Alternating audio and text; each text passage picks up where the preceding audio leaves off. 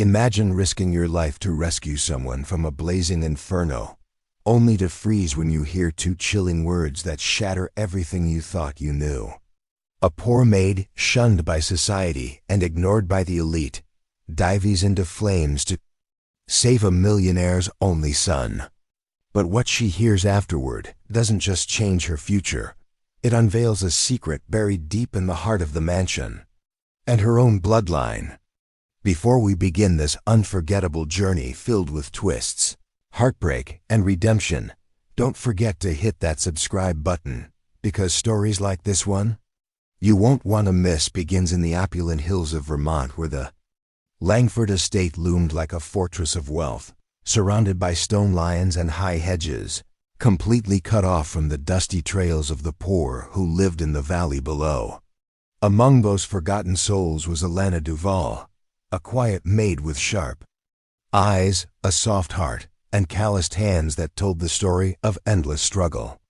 She'd been working at Langford Manor for just 6 months, tending to the massive halls, polishing chandeliers she could never dream of affording, and caring for young Caleb, the 6-year-old son of steel magnate Richard Langford.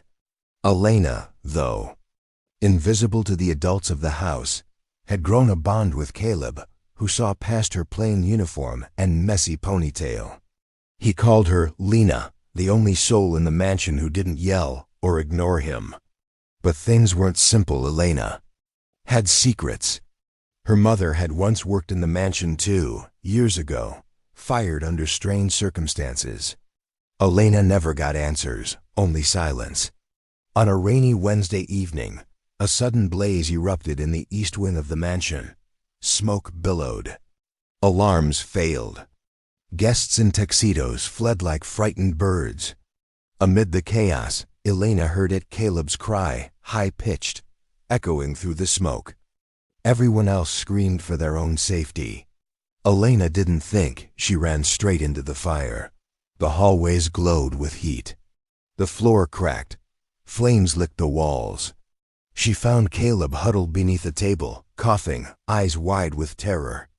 Wrapping him in her jacket, she kicked open a window and lowered him down to the fire crew's arms. Just as she tried to climb out, a beam collapsed. She fell, but not into death. She awoke in a hospital days later, bandaged, breathless, and surrounded by unfamiliar faces. But then came the moment. As she regained clarity, a nurse leaned over and whispered, "He's safe, Lena. The boy is safe. But Mr. Langford, he's waiting for you." He said 2 words she knew. Those words she knew struck Elena like ice in her veins. Those words haunted her as she was wheeled into the Langford estate again, this time as a guest, not a maid. Richard Langford stood waiting by a grand fireplace, his face half lit, half shadowed. He spoke little but stared long. "Elena," he said, "did your mother ever tell you why she was fired?" Elena's throat tightened. No, she never spoke of it. Only cried sometimes at night.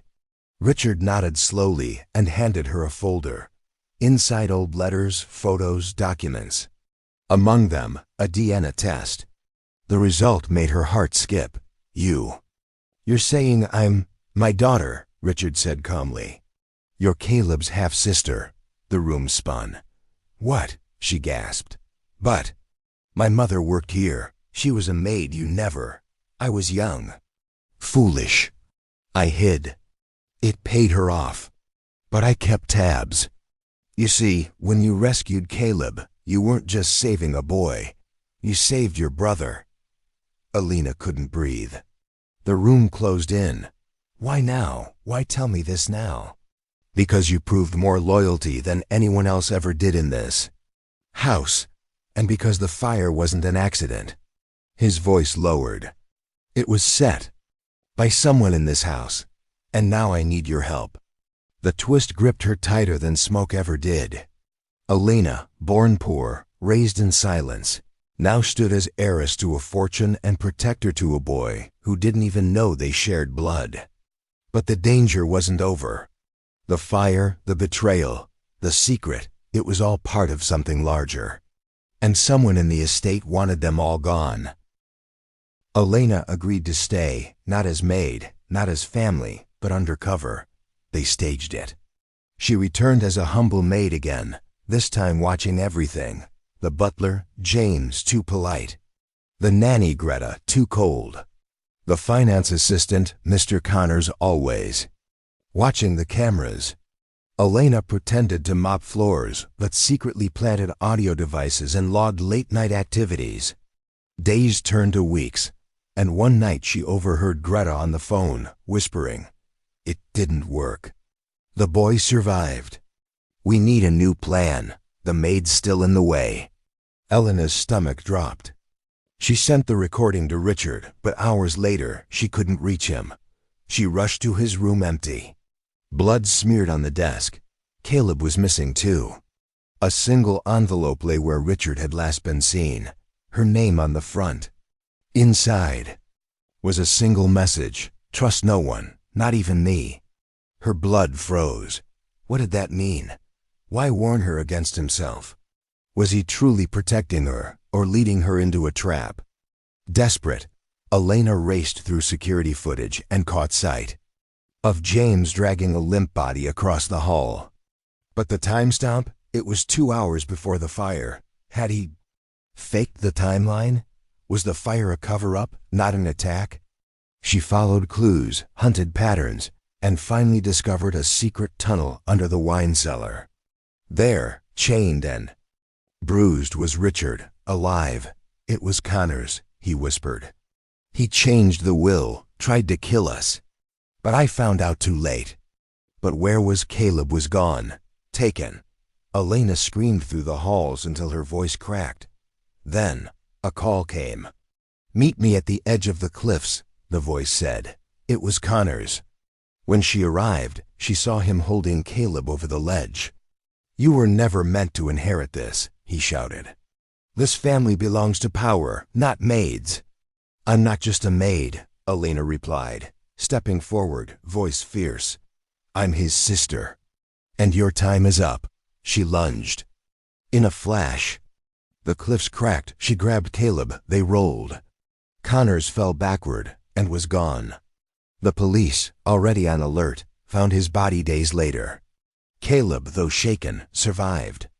Richard amended the will publicly, naming Elena not only as daughter but co-owner of the estate and legal guardian of Caleb. The media exploded. The maid heiress, they called her. But Elena never cared for fame.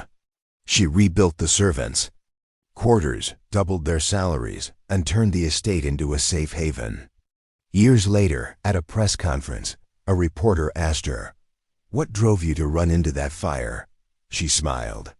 "Because I've been through worse. I knew what it meant to feel powerless. I couldn't let that boy feel the same."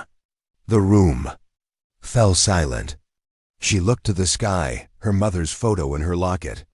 And to those who think where you come from defines who you are, remember, sometimes the maid isn't just cleaning up the mess. Sometimes she's the one who saves the whole house.